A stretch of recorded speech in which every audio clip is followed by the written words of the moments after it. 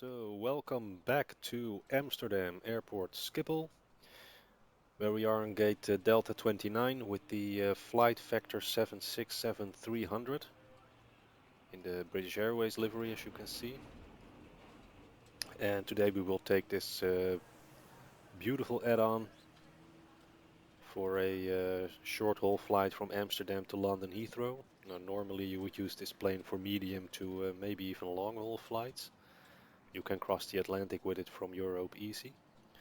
Um, but well, that would take quite a lot of time, of course, so I'll stick to short haul flights. And basically, Amsterdam to London is a very nice flight to perform in the sim, especially with the current winds. We have a 170 degrees 9 knot winds in Amsterdam, so we will be taking off to the south. And in London, the wind is from the southwest, so that will make it for a relatively short flight. We'll take off runway, well, let's see. I think it's gonna be 18 left. Yeah, let's do that. That's the closest one. Or we can even take off runway 24, I think, with the crosswind.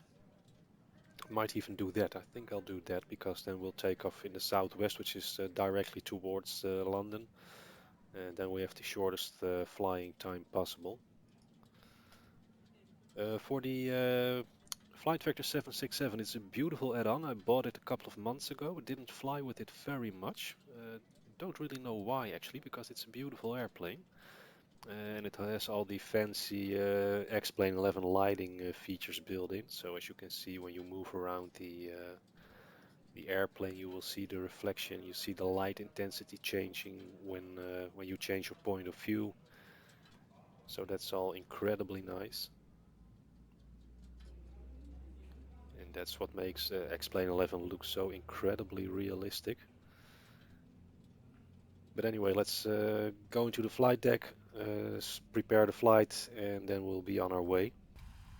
Now, I already hooked it up to ground power and aligned the IRS. So all we have to do is load in the flight management computer, set our avionics, and then we'll be on our way. So yeah, I already dialed in runway 24 in Amsterdam. Let's just refresh that weather report. And now it's 190, so well, it's a bit changing, but it's only 9 knots, so that's way within the limits. So we can let's just do it runway 24 takeoff. That shouldn't hurt us too much. So let's select runway 24. We'll fly the Falco 1 Sierra departure.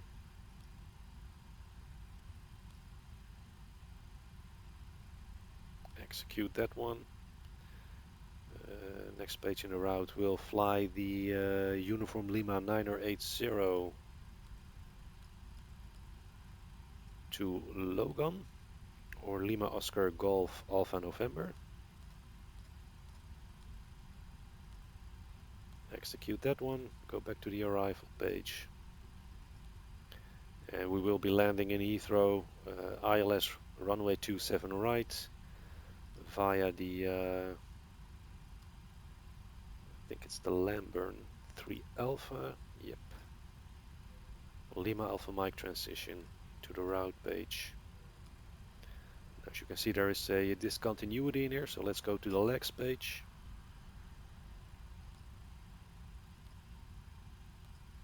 There it is. So you to overcome this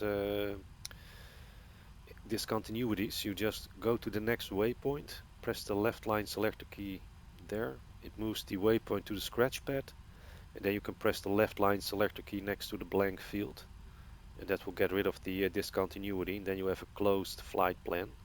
So let's execute that, and also let's switch the nav display to the plan mode so we can verify that there are no mistakes in the flight plan. The distance is 212 nautical miles on the progress page, so that should be about right. I don't expect to see difficulties on this flight plan, so let's just check it out.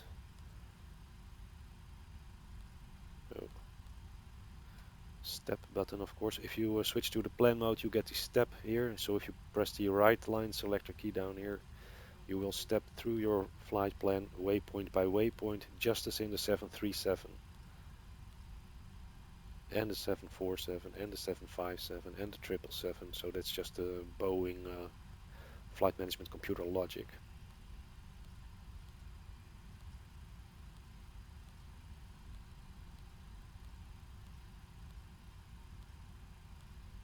And there we go, missed approach altitude being 3,000 feet. All right. So the flight plan is now loaded in. That's okay.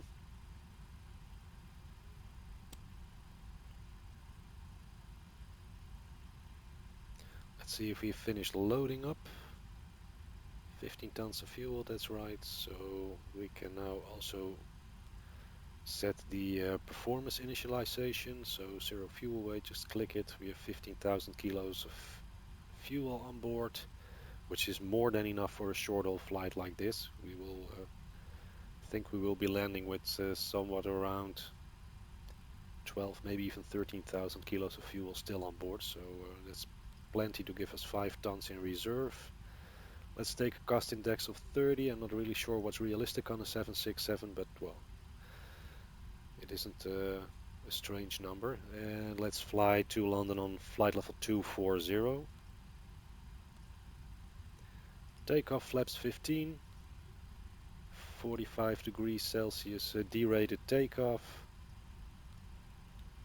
Center of gravity at 1.7 units for the trim. So let's set that.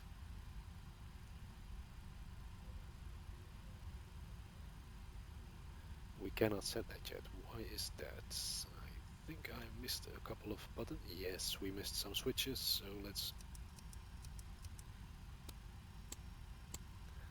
do that first. And now it does work. So trim on 1.7. This is 2, that's 1.5, so let's say this is about right. Select the reference speeds on and select them. V1 120 knots, V rotate 124 knots, and V2 on 135. That's now also dialed into the mode control panel. We'll be taking off runway 24, which has a runway heading of 239. So dial that in the heading window, 239. And initial climb out of Amsterdam is always 6,000 feet. Well, not always, but that's usually the altitude assigned to the standard instrument departures. You always climb to 6,000 on the SID. So with that being done now, let's check out the QNH, which is 1010 millibars. So we'll dial that in as well.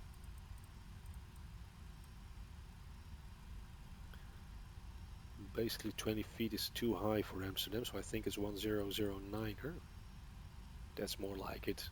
Amsterdam is just below sea level, so you shouldn't be 20 feet above. Now, once you've dialed in the QNH in this window, sorry, I'm still having some troubles with my throat, so my voice isn't too well every now and then. But anyway, once you dialed in the QNH in here, you can you move your cursor over to the right screw of the altitude indicator. Your cursor changes to this small arrow, and once you press that with your left mouse button, that will also set the QNH in the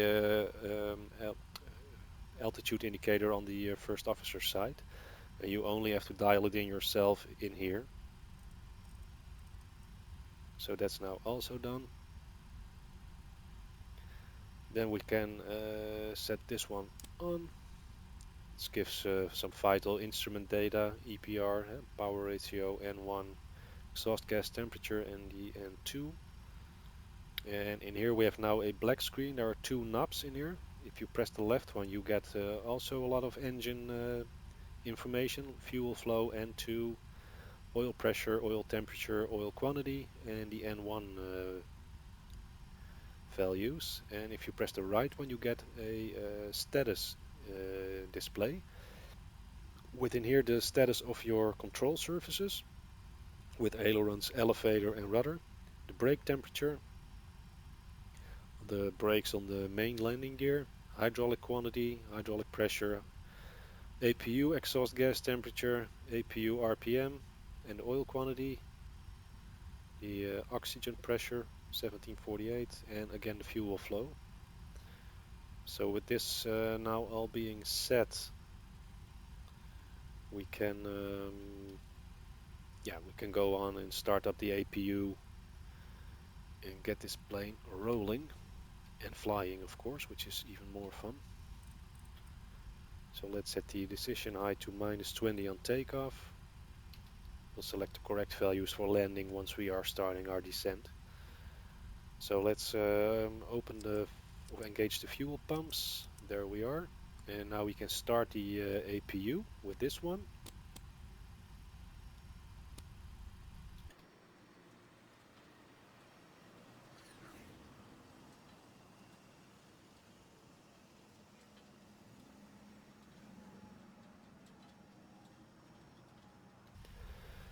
Well, you can't hear it too well. I turned down the volume of the airplane a bit so I don't have to shout to come on over it because, well, with my voice problems, that isn't too good for me. So that's why I had the sound switch down. Anyway, you can operate a lot of things in the FlightFactor 767 with the iPad that's built in. So if you click this, you get this screen, and here you can set all sorts of things. You can set the overall volume. You can even make some adjustments to individual sounds. You can set real limits, real time. You can set the first officer in control. Well, you name it. It's well self-explanatory basically. There's a lot of things that you can do for the sim in here. So if you go to ground, there you can move in the GPU, the ground starter unit. You can set fuel truck, chucks, gate config, you name it.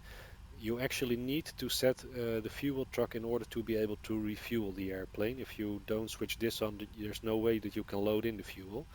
The load of the airplane is in here. You can set the passenger number, cargo weight and the fuel weight that you need.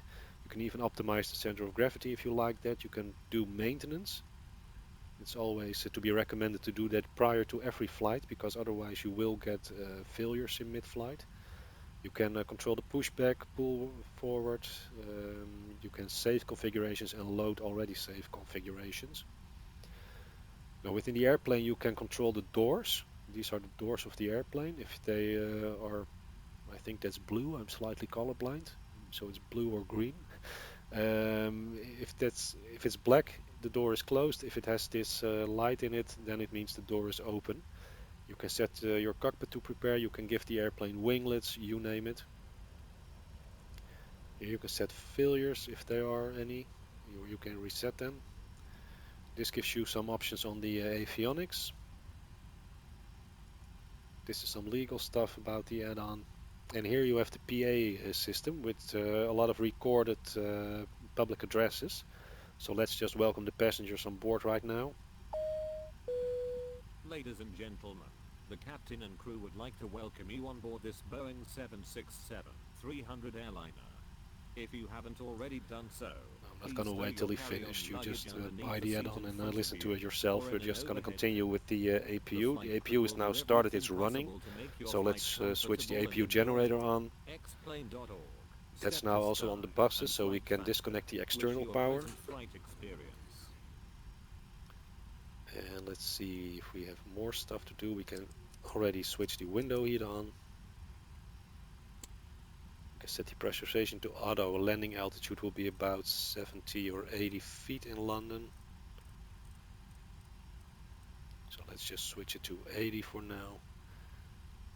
This is now being set.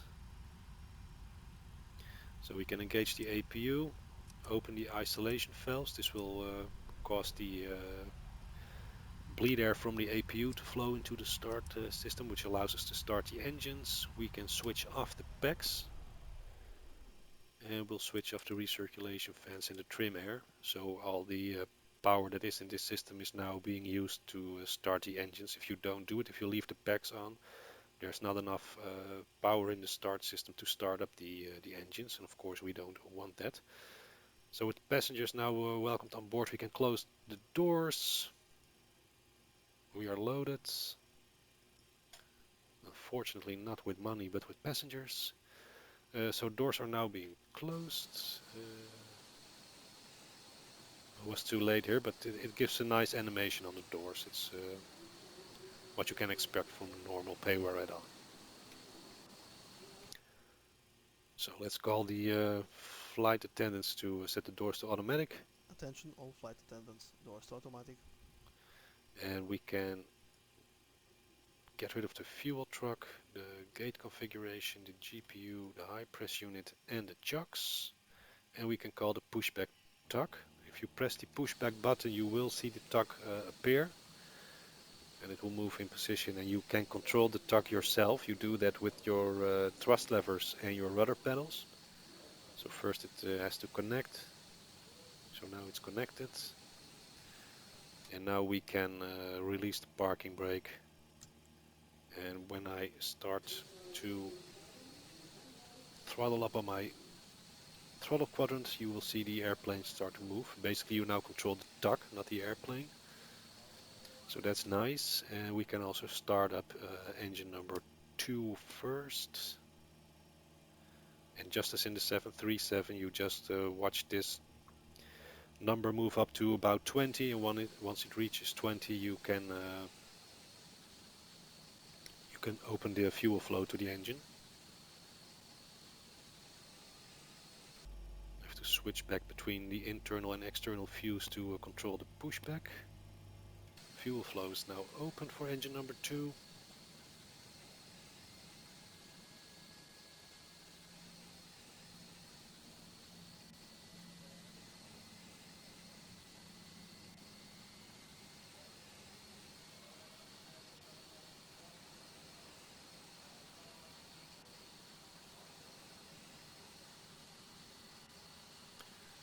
I'm quite happy with this pushback basically. I'm controlling this myself, the pushback, like I said, with the rudder pedals.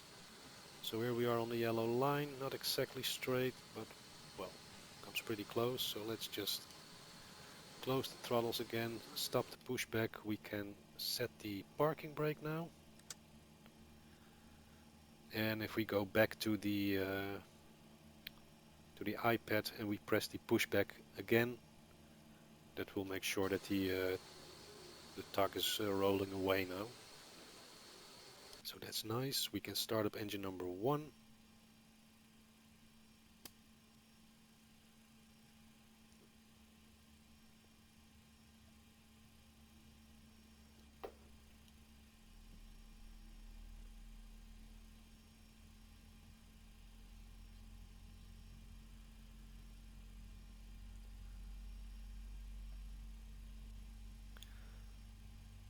And again, well over 20, so let's open the fuel flow. That will start the engine.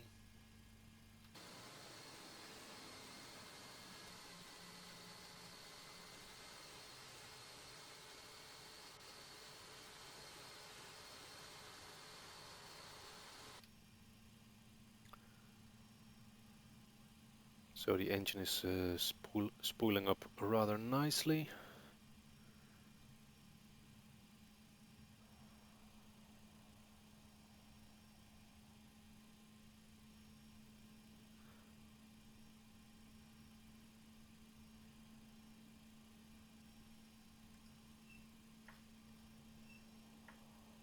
Okay, with 2 stable engine starts, we can now move over to the overhead panel and do some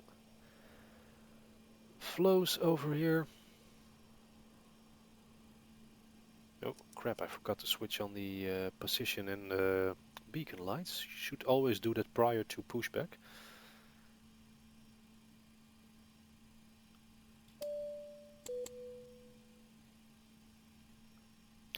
Okay, so now we have the engine started, so we can switch the packs back on, set the trim air and the recirculation fans on. We can disconnect the APU and set the APU to off.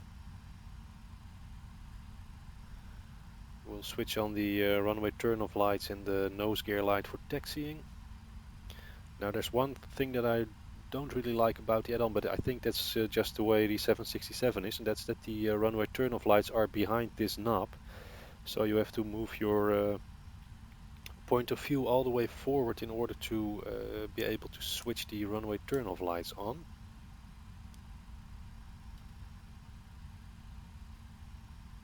It's just with the click spot, it's behind this knob, so you have to move across that. So we can switch the APU on. Let's see, that's done, that's done, that's done.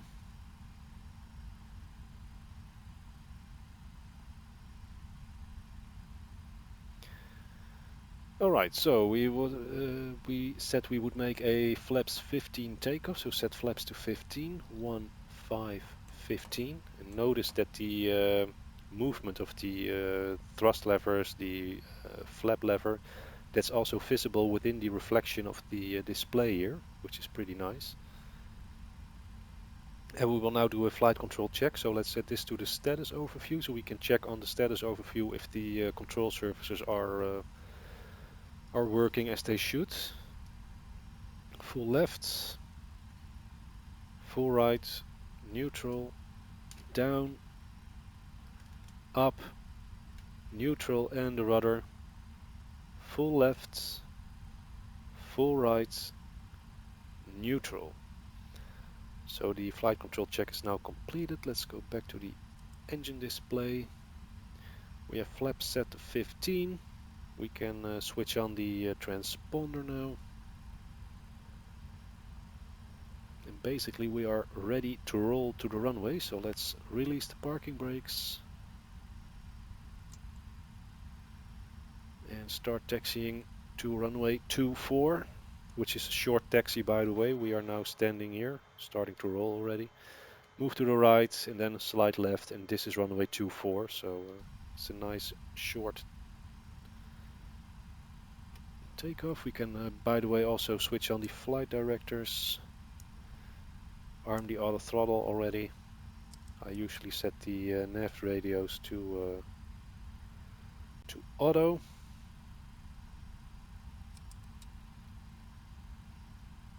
Engage LNAV and VNAV. No. Why can't it engage VNAV? Oh, that's strange.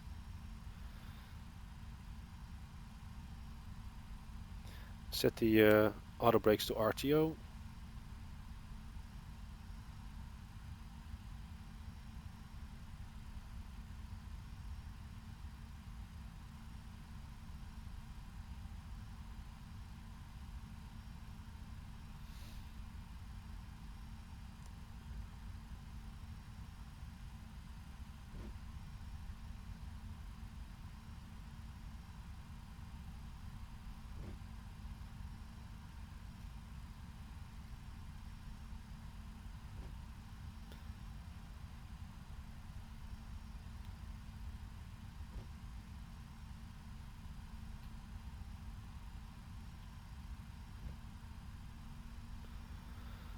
So here we go to the left, and now we are already approaching runway 24.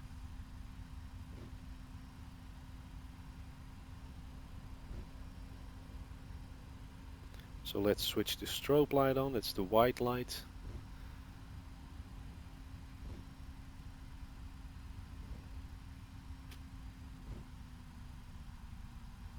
And switch on the landing lights and turn off the runway turn-off lights.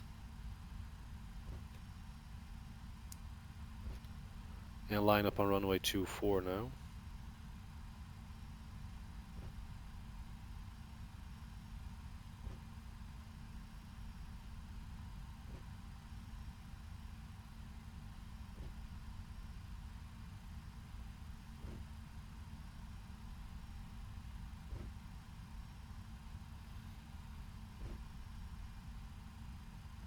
So here we are lined up on runway 24. We have an outside air temperature of 11 degrees. Now as soon as we start climbing, that will drop rapidly, I think. And with the overcast, that will I think it's wise to turn on the anti-ice on this takeoff, so let's do that. That's now done. Alright, everything is set to go. So let's call the flight attendants. Cabin crew, please take your seats for takeoff. And we are almost ready to go now. Let's reset the timer.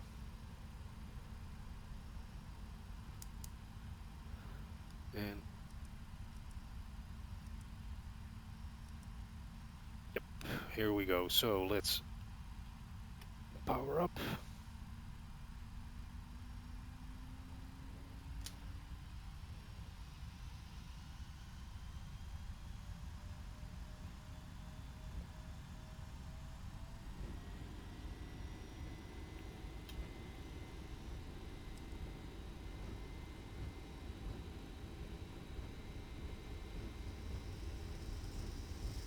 $80 knots.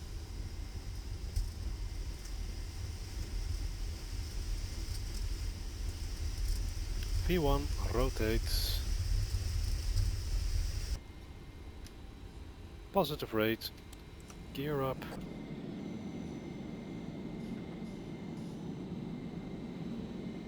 And here we are on our way to London.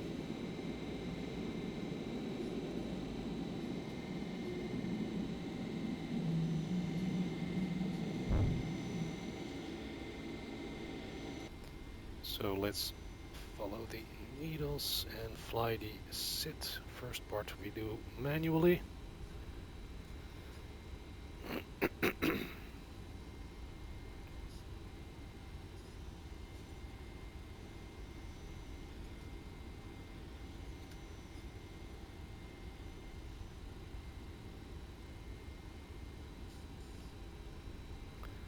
So let's increase our speed for 250 knots.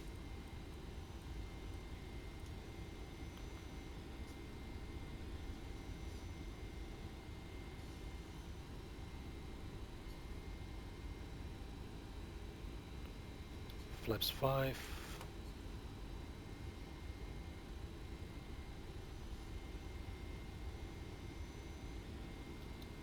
Flaps 1. And flaps up.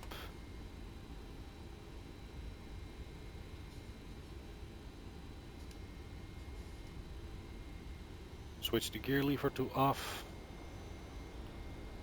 And here we go.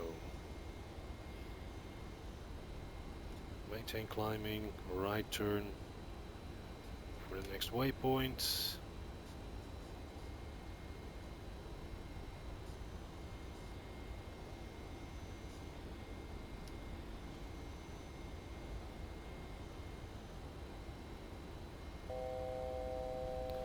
Alright, let's switch on the autopilot and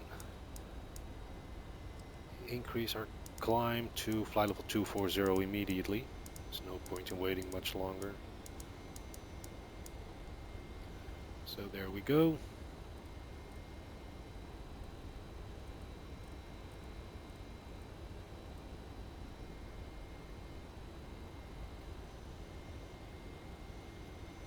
Let's set the altimeters back to standard.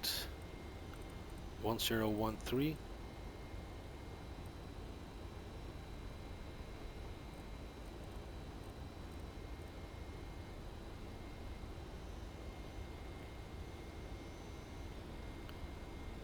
Let's increase the range on the nav display a bit. Always like to see the next waypoint.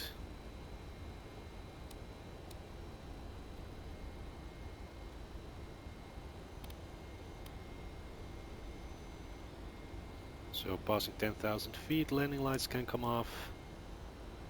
The seatbelt signs can go to auto, and let's call out the public address for climb. Ladies and gentlemen, our aircraft continues to climb. And while he is doing his thingy, let's look from the outside.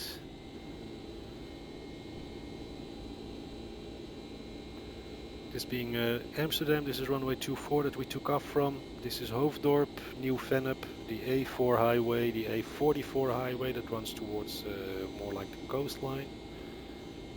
clouds that you see, they are made with SkyMax Pro V4.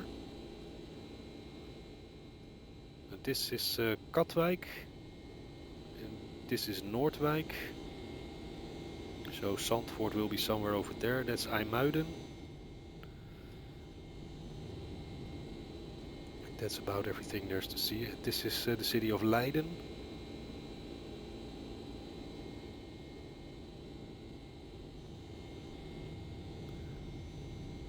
So anyway, we are now climbing out, flight level 240.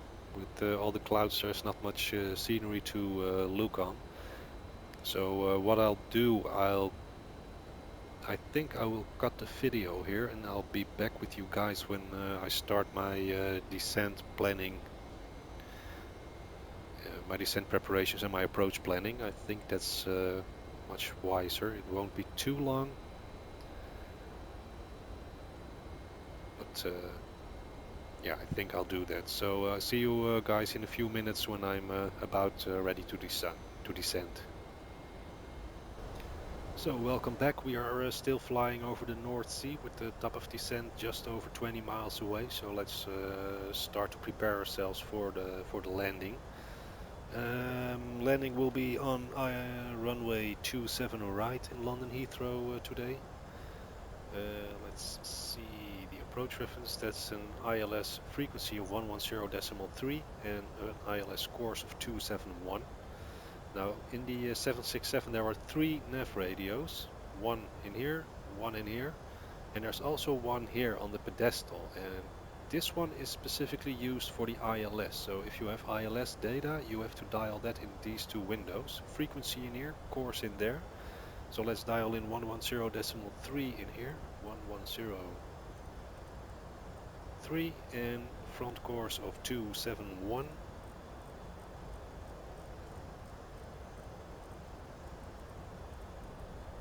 In there, so that's now dialed in. We can also set the decision height. Let's make that, well, 250, 150 feet.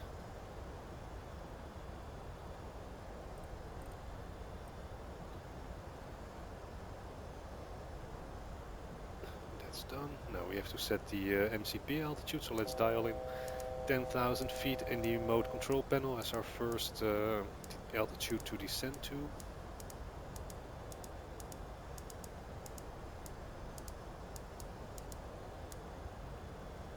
There it is. We can set the auto brakes to 2. The plane isn't very heavy today.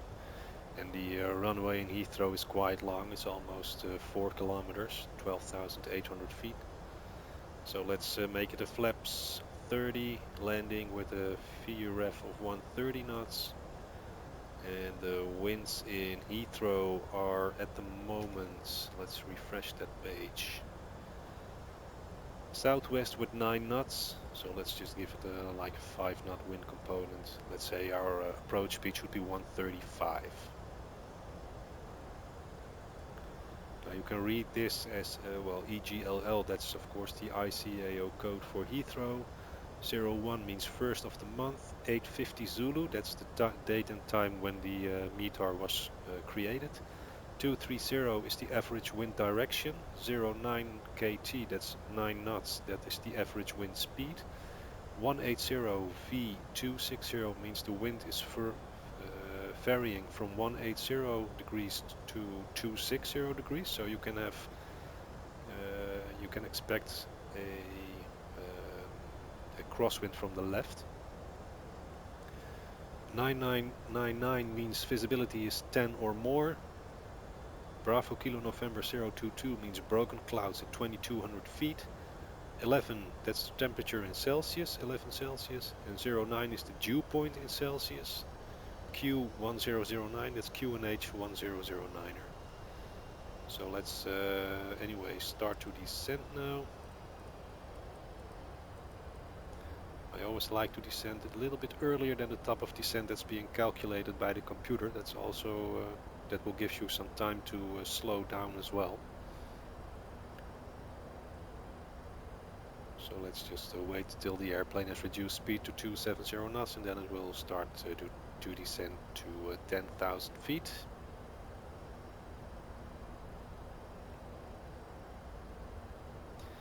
This is the Clacton VOR that's on the British southeast coast. As you can see, we are on our way to the Thames mouth, basically. We'll fly a bit north of that, and then we'll make a left turn and intercept the ILS. Now this is the southeast of England. This is Kent with the Thanet region, with Margate, Broadstairs, Sandwich, Manston Airport. That's now sadly closed.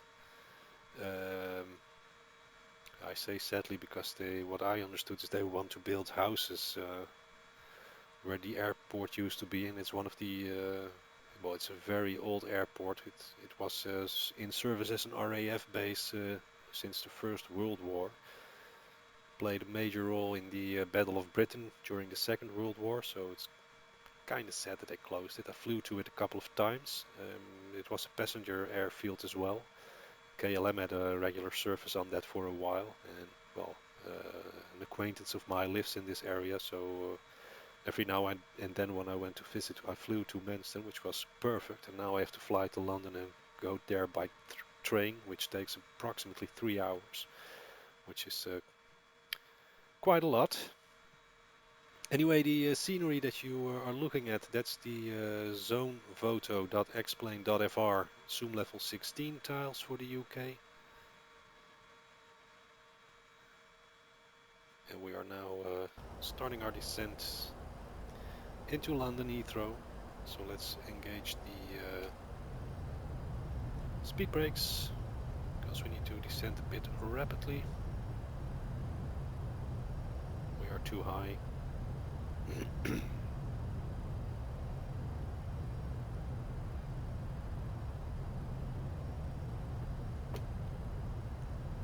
And that's just 24 minutes after takeoff from Amsterdam. That's what makes the flight from Amsterdam to London a nice one.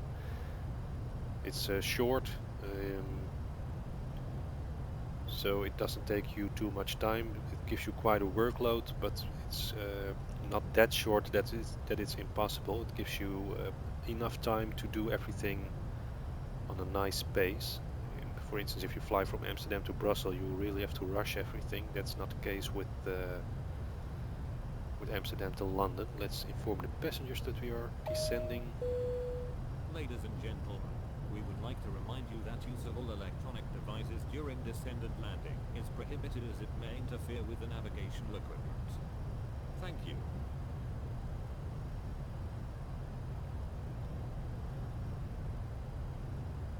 So let's put the passengers back in their seatbelts.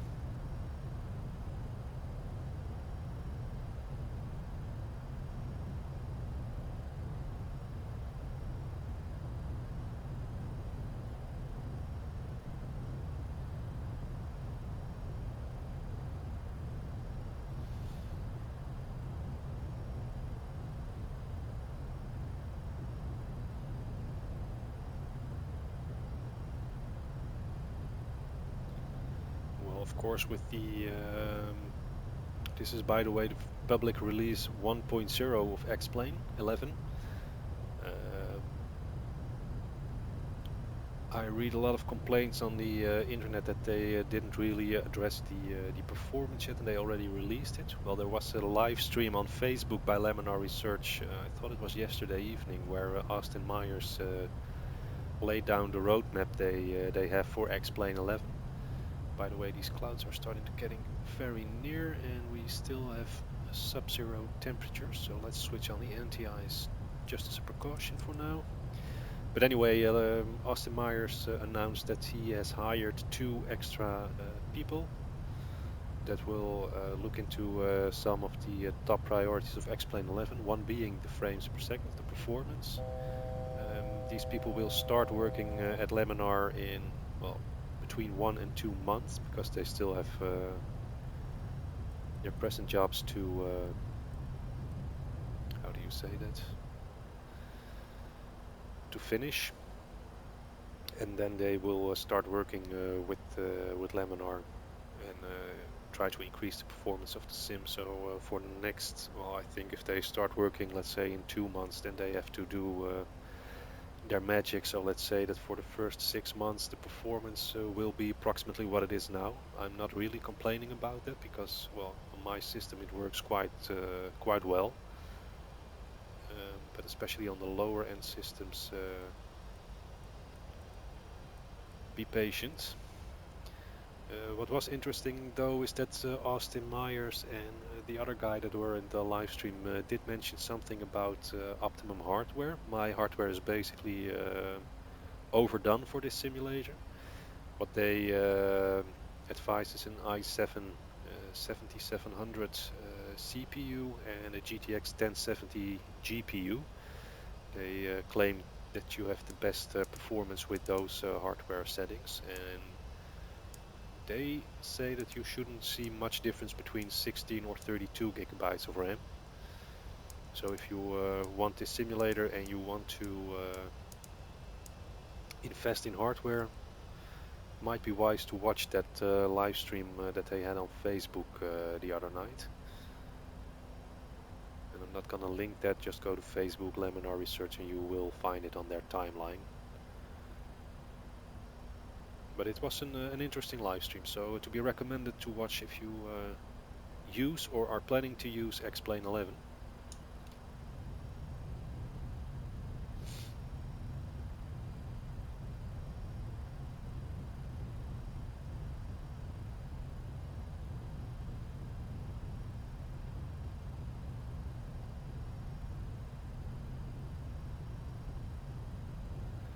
Now while we are descending, the temperature is increasing rapidly.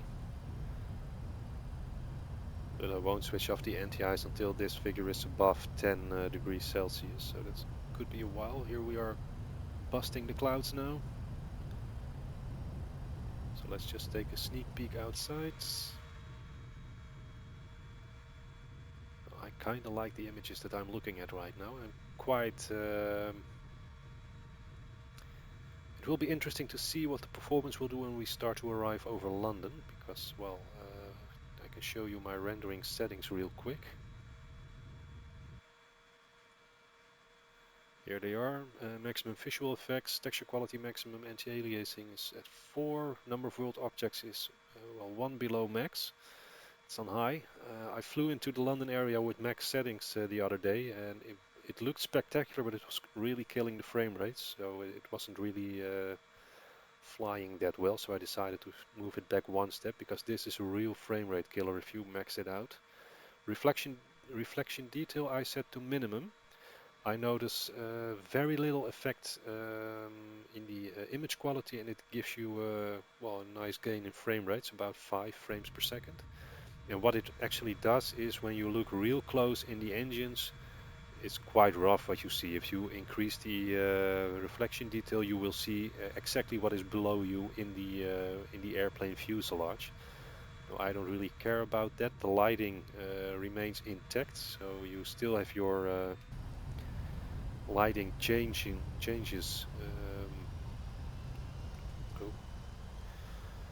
when you change your point of view, and that's what makes the image look great. So with the reflections, I just switch them all the way to the left. I think the costs in frame rates is higher than the gain in image quality. So, but that's a personal opinion. Figure it out yourself on your own system. But I would recommend turning that slider all the way to the left.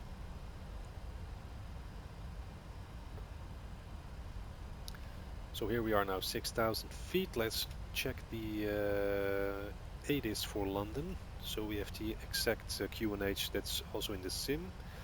London Heathrow ADIS is at 128.07. So let's switch this over. London Heathrow information Delta 900 Zulu weather. Wind 220 at 7 variable 190 to 250. Visibility 10. Rain.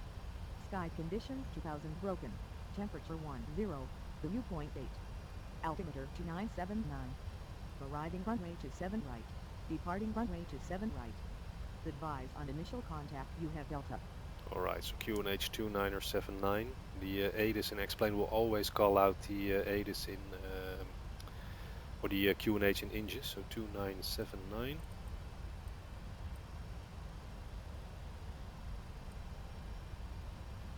And let's descend 4,000 feet now.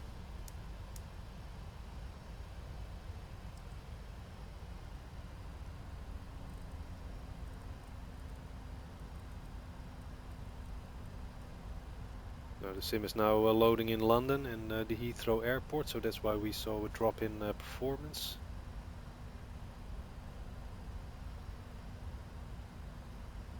And it's still busy loading it in.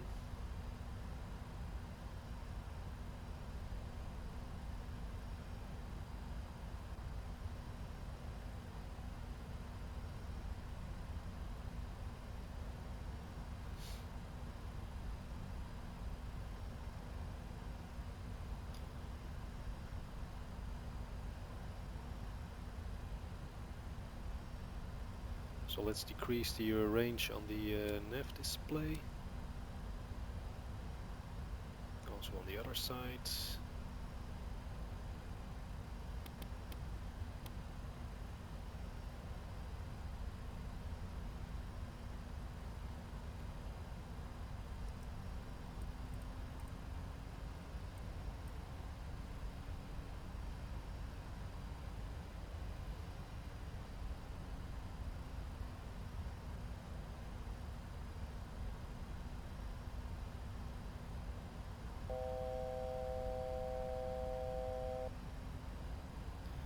So we'll descend 4,000. Once we reach 4,000, we will start reducing our speed. First 220 knots, then 180 before intercepting the ILS.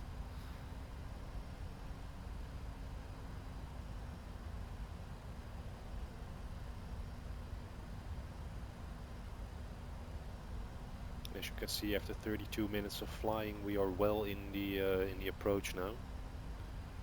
So let's just engage that one. We are now at 4,000 feet. So arm speed brakes, reduce speed 220 knots.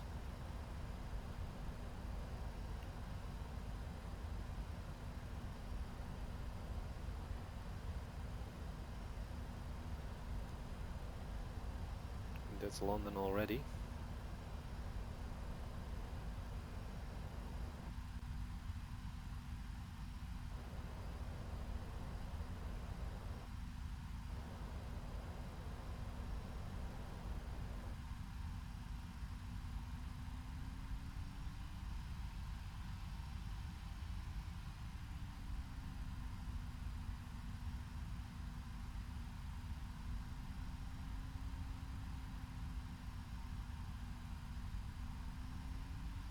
And once we reach this point, the plane will start the turn, and I will immediately reduce speed for 180 knots, so it has this stretch to get rid of that speed. It needs that. Flaps will go to approximately 5.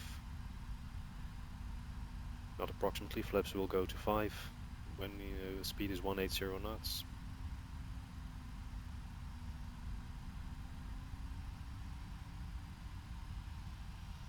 That's Bletchley Park VOR. Oh, Brookmans Park, I'm sorry, not Bletchley Park. Watched the documentary about World War II yesterday evening. They had Bletchley Park in there, which was the estate in which the Allies during World War II had their code crackers stationed. They cracked the Enigma code in Bletchley Park. So, but this is Brookmans Park.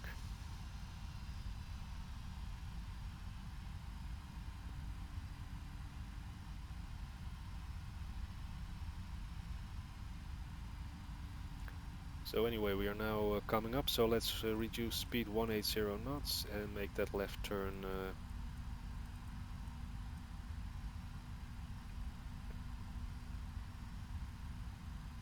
flaps 1.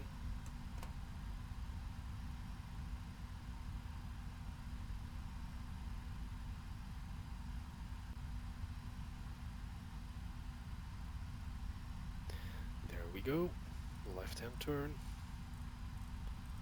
See what the air temperature is doing right now. It's 3 degrees. We are still in the clouds, so we leave the anti-ice on.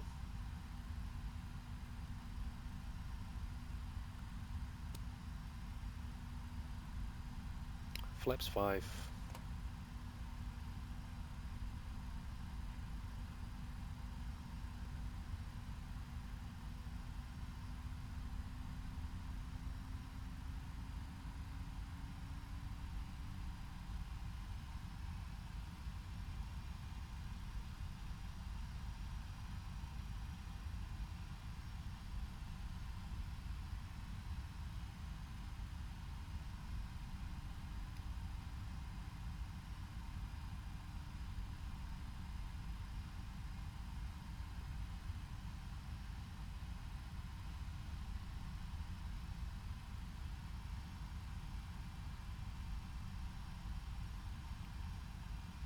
So let's descend 2,500 feet now.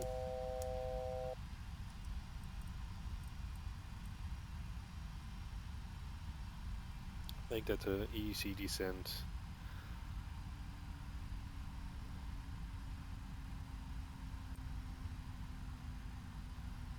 No need to rush it, because I think we will, well...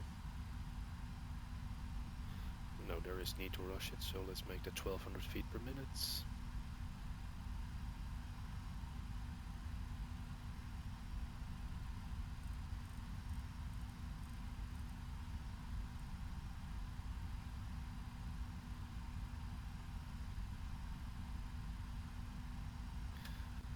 Extend speed brakes, because the speed is gaining a bit too much now.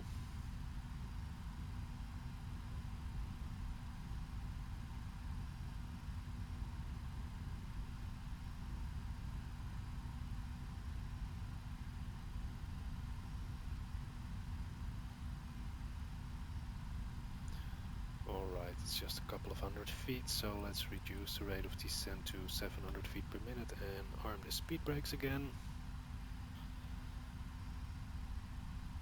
Point is you have to be at 2,500 on intercepting the ILS, so we're gonna make that easily right now. And I completely forgot to switch on the landing lights. Below 10,000 feet that has to be done.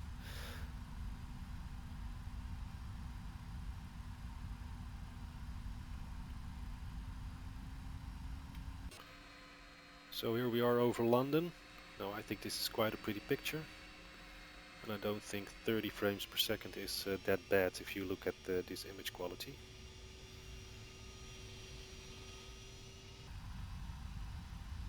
So here we are now for the interception of the localizer. I will set the heading myself now.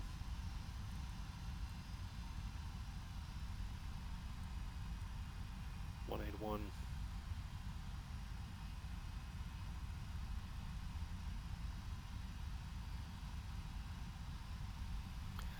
Okay, the ILS is coming up, so let's set the nav display to the approach mode, engage the approach mode and make a right hand turn heading 211 to intercept, reduce speed 160 knots.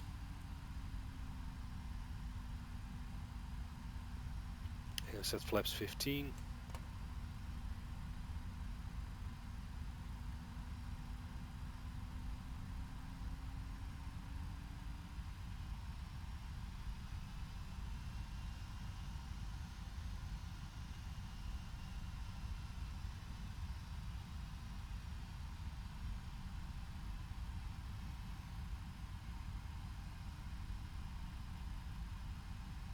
What the hell is wrong with my windscreen here?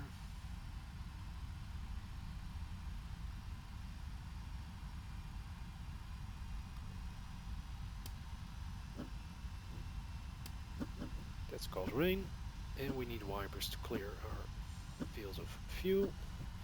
So we have the heading now set to the missed approach heading. The localizer is captured. We are 9.6 miles out.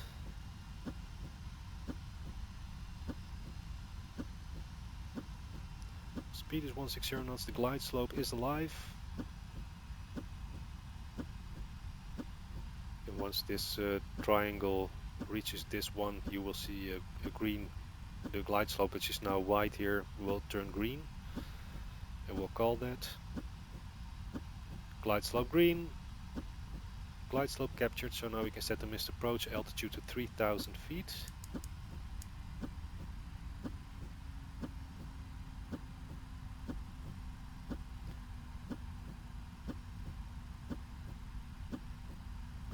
So set the gear down. Speed 135.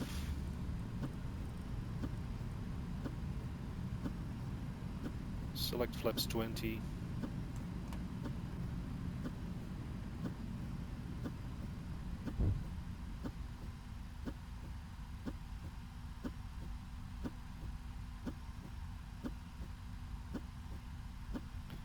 Flaps 25.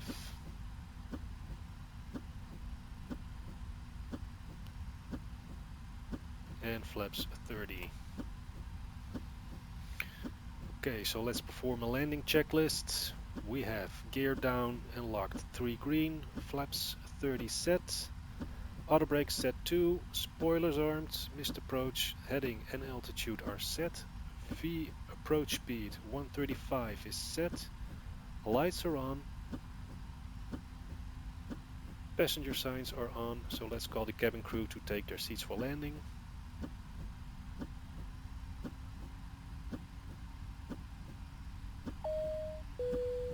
Ladies and gentlemen, in a few minutes our aircraft will land at the destination airport.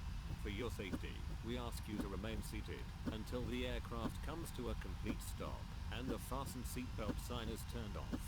When preparing to We have depart, runway inside now. make sure to take all your personal belongings with you. Attention international travelers, if you are continuing your flight, follow the signs to international transit area. So let's see if it works without the windshield wiper.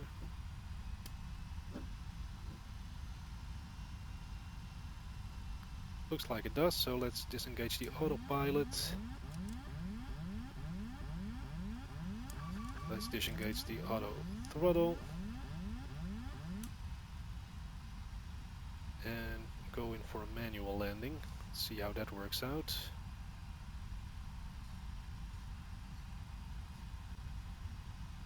Of course, we have that crosswind from the left, so that's something to take into consideration.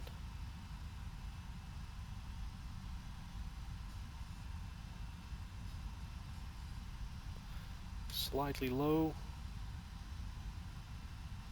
not too much.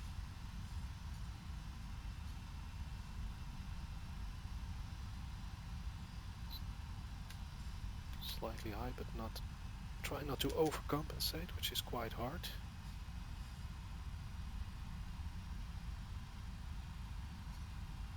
Too high now.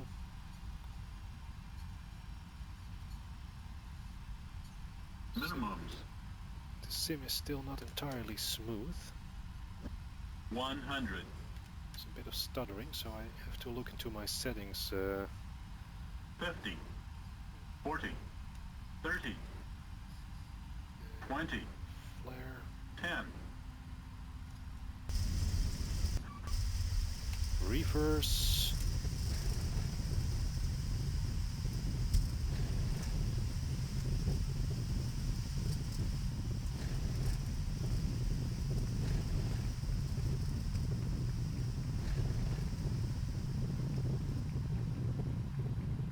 Okay, manual braking.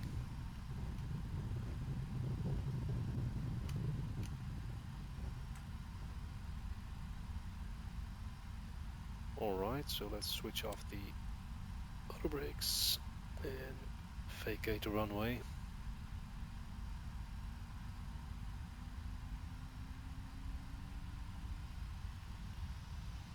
"44 minutes, that's a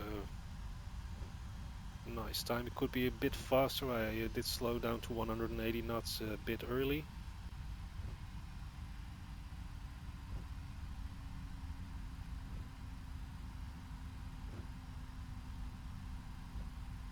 But anyway, we've now vacated the runway, so let's just take a quick view on how that landing looked from the outside. And then we'll call it a flight for today. So flights, replay mode, not too far back.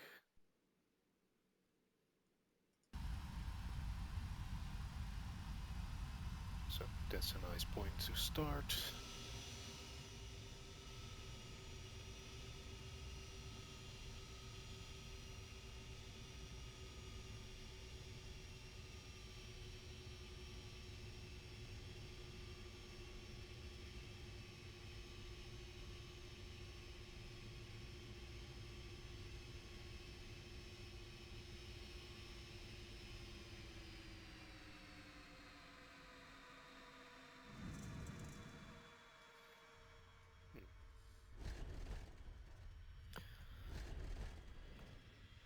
Well, that isn't very good, but it wasn't also very bad, so that's a good thing, I guess. We can still use both the plane and the runway. The landing distance was okay, but didn't like the fact that we touched the first, or the left landing gear first and then the right one. But all in all, I'm quite happy with this flight. So let's just look at that touchdown once again.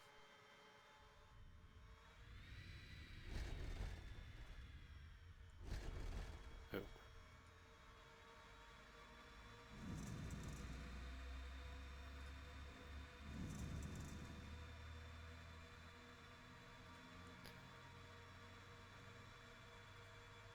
Well, I had worse landings than this one.